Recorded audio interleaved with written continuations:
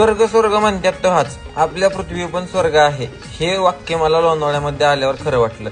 आज आम्ही जातोय लोणावळ्यातील विठामय अपार्टमेंट मध्ये हेमंत सर बनकर यांच्या घरी त्यांच्या गोड चिमुकलीचं शूट करण्यासाठी. सर पेशाने आर्किटेक्चर आहेत, त्यामुळे त्यांना सगळेच शूट असे क्रिएटिव्ह पाहिजे होते.